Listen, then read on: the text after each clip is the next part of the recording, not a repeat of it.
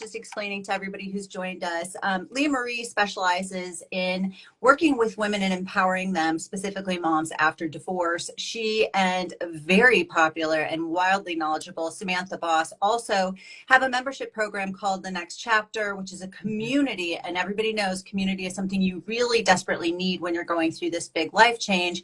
And they are a powerhouse duo. But Leah Marie, this is her area of specialty and really kind of where she shines. So I was excited to have this conversation because the earlier we give people information, the easier time they're going to have navigating this change. So with that, I'm just going to kind of jump into a couple of questions I had.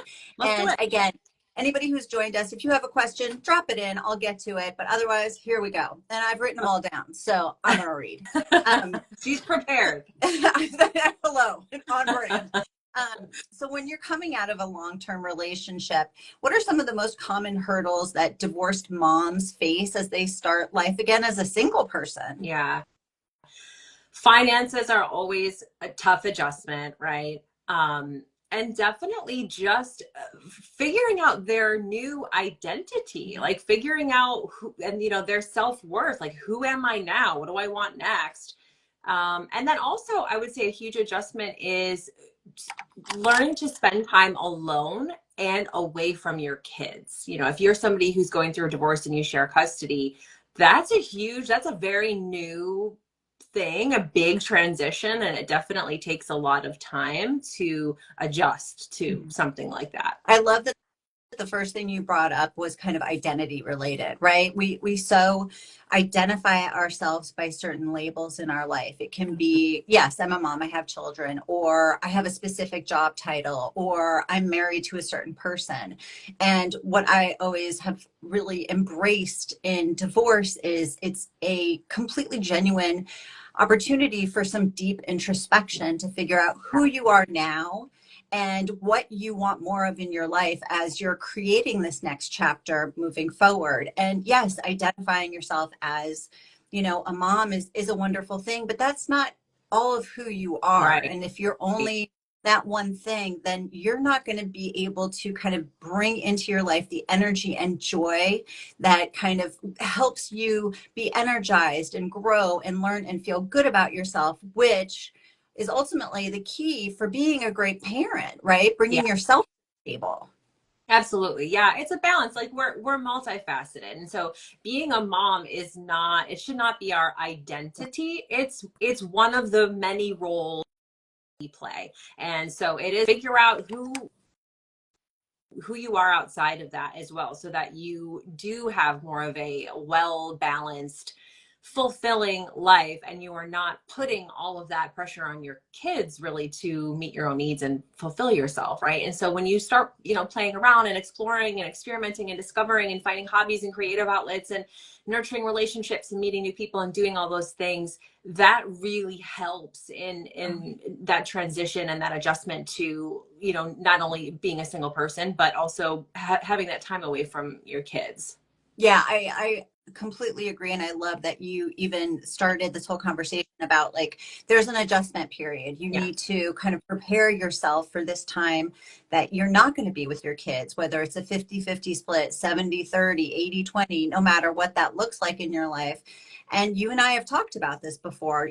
I'll tell you, the first 2 weekends I had without my kids ended up being a gut punch, and I didn't expect it. I was like, it's just a weekend, right? Like for me at first it was like one night. Yeah. It's rough because it's weird. You feel, it's like this void, this emptiness. And, no one has kids with the expectation of I'm only going to see them some of the time. Like nobody really plans on that usually, right? And so when that happens, that's usually a part of divorce. And then when you're sharing custody, when that happens, it's like a whole new world, and you really have to figure out how to navigate that new dynamic in a way that's healthy for you. And you're using healthy coping mechanisms, and you're doing things that help you plan in advance, like that, like my girl Alex always is telling people to do, plan in advance, right? Like if you know your kids are going to be away, don't wait until they're gone to then just kind of like roam around their empty bedroom and sniff their stuffed animals and cry. Like make sure you're saying, okay, I know you're going to be gone this weekend, so I'm going to catch up on laundry and I'm going to do the yard work and I'm going to make, you know, meet some friends for coffee, or I'm going to go take that photography lesson that I've been interested in, or like fill the time so that you're filling your own cup, you're meeting your own needs, you're finding fulfillment, and then you're also getting to know who you are. And then when they come back, it's like you're embracing that time when they're gone, and then they come back and you feel kind of like recharged and ready to go, and then you can be more present with them when they are with you. Present is the name of the game. I'm so glad you brought that up, because when you're going through a separation or a divorce and you have children, it's not like the rest of your life just stops. You can feel incredibly overwhelmed, you know, with the people that I work with, right? So like I tee them up. So I'm preparing people in advance, emotionally, financially, for the process. And you know, going through that with clients, I love to be able to remind them that your life doesn't just stop because you have this divorce going on. And so it's even more important to find that balance. I want to kind of talk about a little bit what you said about the value of making sure that you plan in advance before that transition time with your kids, and the importance of kind of like anticipating that you might need something. So reach out to a trusted friend or family member, or, you know, if you're working with a coach, especially at the beginning, maybe schedule, you know, your coaching sessions for that transition day, right? So you can get those extra tools moving through, and then support yourself accordingly. And I would also say, you know, when you were talking about, those are great things to help support a mom's emotional well-being.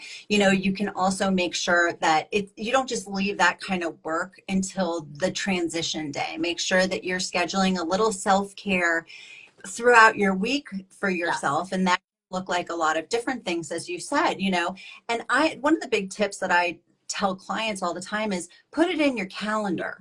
Right? Like we put all these other things in our calendar and we make sure we do them. So whether, as you said, it's like getting out into nature, taking a walk, or like take that art class, put it in your calendar. And then you know you're going to pay just as serious attention to it as you would taking the kids to the pediatrician, right? Right. Yeah, that's a great tip. Absolutely. You have to schedule it in. And even if it's just like little bitty, like daily acts, right? Of like self-care, like self-compassion, and just all of those little things add up to huge changes. And when you are like, especially if you're going through a divorce, like that is not the time to put yourself on the back burner. Like you are so stressed and emotionally heightened, and you probably are in like fight or flight, and so that is the most important time to be pouring back into yourself. And it also helps because then you're not so emotionally reactive to like everything going on around you. You could be more strategically responsive to what's happening, and you can ground yourself and regulate your nervous system and do the things you need to do to not only feel better but to get better results, and also to just navigate that new chapter with a completely different perspective than you would if you were just not even paying attention to yourself, or not doing the things that you need to do to care for yourself. Yeah, I completely agree. And as you were talking, especially about the daily things, I want to like remind people out there, I think we're so inundated, especially on social media, with like change your entire lifestyle. We're talking about scheduling 5 minutes a day. That's a win. 10 minutes a day. It doesn't have to be your whole life change, or an hour. Like I even say for exercise, if you can get 20 minutes of something in, hello, it's checked off your list. That's a victory. Even small amounts of time. If you're just sitting and doing some deep breathing for 5 minutes, if you're taking a few minutes to do a gratitude practice or to journal, if you're just grounding yourself by going outside and putting your feet on the grass, you know, drinking enough water, getting enough sleep, eating foods that are nourishing your mind and body and soul, like all those little things will make a huge difference in how you feel. I agree. And, you know, you and I have talked about this. I've been so fortunate to have many of these conversations with you, and all about different subjects that pertain to this. So if this is the first time that you are seeing one of my interviews with a divorce professional, please check out my blog under interviews. There has to be like 8 or 9 of our no, we've been doing this a while.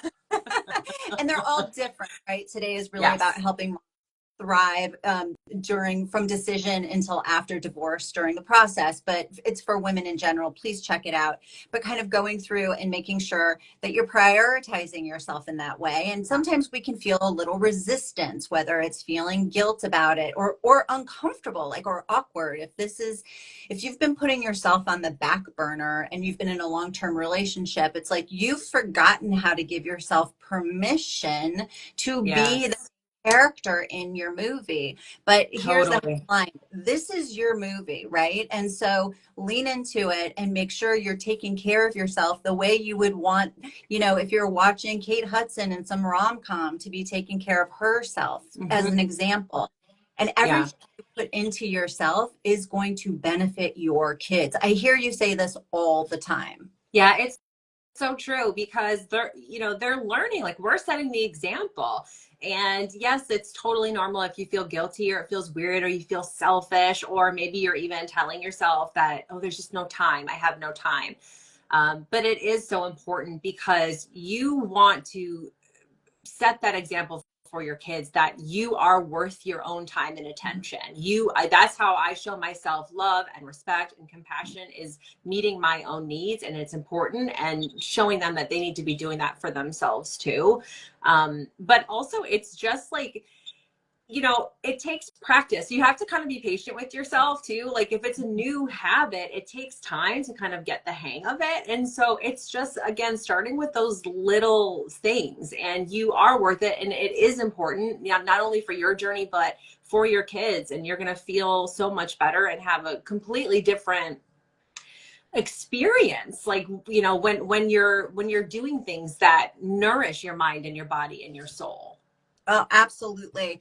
Before I actually had something I wanted to talk to you, but Wildflower just asked, I'm going to reintroduce us since you were asking. I'm Alex Beattie, divorce prep coach, also known as the divorce planner. My guest today is Leah Marie Mazur. She is known as Mindfully Ready, and she's a wonderful certified divorce empowerment coach for moms. And I'm going to tag her in this conversation immediately after, so you can go and visit her page. Kind of going back to what you were talking about of, I like that you're modeling behavior for your kids and how you treat yourself, like obviously throughout your life, but even more so during a big life change, like a divorce, like how we treat people, during divorce, mom and dad, dad and dad, mom and mom might not be married anymore, but we're still a family, and how we treat each other. Or, I have boundaries and I'm okay about kind of putting them in and prioritizing myself, then sets the example for them of Yeah. like, oh, wait, I'm okay to do that too. I don't have to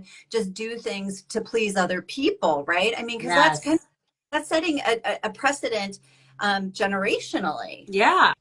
I mean, you're teaching them like coping mechanisms, and that's why it's so important that you're having healthy coping mechanisms. Sometimes it's so easy to drink too much because you just want to check out, right? Or whatever your vice may be. But when you choose to practice more self-care and have healthy coping mechanisms, you're showing them how you cope with adversity, because even though as moms we would love to have our children in bubbles for their whole lives, and where you don't have to be hurt or have any adversity whatsoever, that's just not real life, right? Like they're going to face adversity, and them going through a divorce is adversity in and of itself. So be a human, like show them, even on the days that you're struggling, how do you cope with that? How do you process what you're feeling? What steps are you taking to move through that challenging, day or week or month? And that's how they're going to pick up those coping mechanisms for themselves. And you're also helping them become more self-aware, which is huge. Yeah. And it all goes back to the idea, I think somehow was impressed on certain generations for sure, that like life is supposed to be problem free, and if problems are coming up, there's something wrong, when in reality life is about change. It's really about Yeah. constant change, about having problems thrown your way and learning to solve them in a Yeah. way that is going to get you through to the next phase in your life, or the next day, kind of still self-aware and self-composed, and to navigate those things with kind of smarts and uh, emotional intelligence, as well as Yeah. intellectual intelligence, and you're modeling that for your kids, that, oh, wow, we can be thrown all of these curveballs and we're just going to figure it out. It's okay, as opposed to, oh my God, the house is on fire all the time. Yes. Right. Yeah, And it's so true. I mean, that's where we learn so many of our good and our bad habits is for sure. from watching our parents. And Yeah. something else you brought up, which I think is really important, is, you mentioned the word vices. And I think it's Yeah. super important to kind of go into that during a time like this, when you're juggling so many emotions and so many responsibilities, it can be really easy to kind of numb out, as opposed Yep. to be present. As you said, being Yeah. present is the most important things. And sometimes it's really hard for us to accept when big feelings come up and they don't feel good. Yeah. But the truth of the matter is, you need to learn to ride those feelings like waves and realize that Yeah. you're in control of them. They are not in control of you. But it can be a slippery slope. What are some pitfalls that moms really need to watch out for, specifically, that perhaps they're not dealing with their shit and instead creating more problems by doing Yeah. too much? So yeah, I mean, drinking, sex, some people want to just get back out there and numb and distract themselves with something like that. Mindlessly scrolling, social media, that's an easy one. Just distracting themselves with anything and everything. And listen, if that's happening, number one, you're not alone. Like, that's a very, very normal way to respond to this.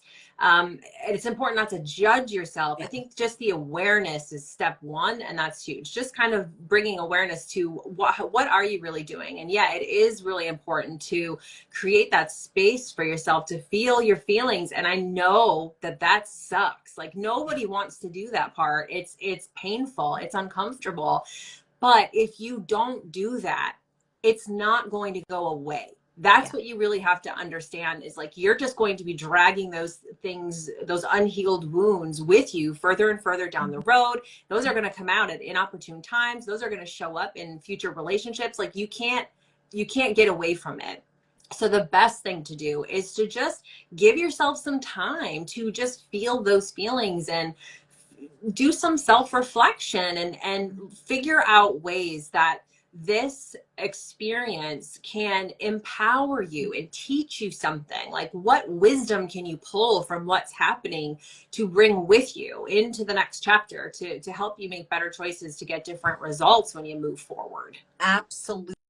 I think that every point you just made is so valuable. I know it's going to reach somebody who needs to hear it today, that it's like, it's not the fun work, but it's the good work, right? It's the work that you do to get to the fun, right? It's the work that you do to get to know who you are as well. And if you aren't doing this work, you're not fully being yourself. You're not really creating the ability for you to move forward. And you're right, it's going to bite you in the ass in a certain way, whether it's like too much of a good thing is a bad thing, overindulging to numb yourself out. Maybe you find yourself, you're short tempered all the time, or like you can't, nothing bringing you joy. This is the, yourself trying to tell you something's not right. You need to pay attention to it.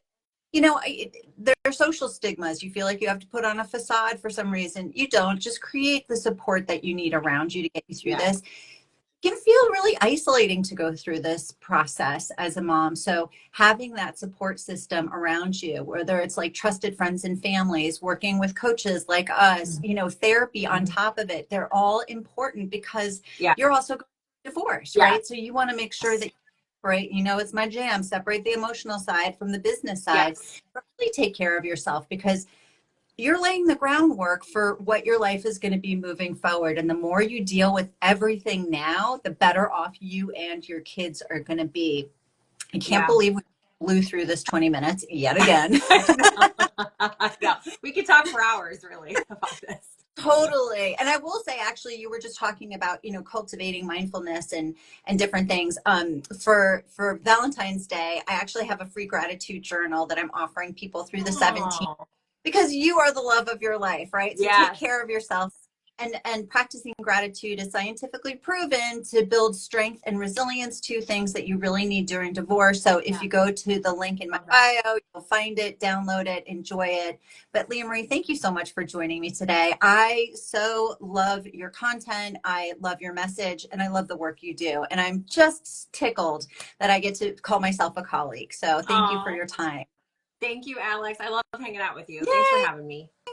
Well, for everybody who's joined us, if you missed any part of this conversation, it's going to post immediately after we wrap up on my IG page. And of course, I put it everywhere, like YouTube, under interviews on my blog, on TikTok, in my Christmas card. It doesn't go on the Christmas card, but you'll be able to find it again. I'm going to tag Leah Marie so you know where to find her. And then my upcoming conversation next is going to be Ask a CD FA, which is a certified divorce financial analyst. That's going to be Giuseppe Cruz. Check my website for a calendar of events so you never miss anything. Sign up for my newsletter. Just follow me. I hope to see you again soon. Thank you, Leah Marie. Bye, guys. Bye.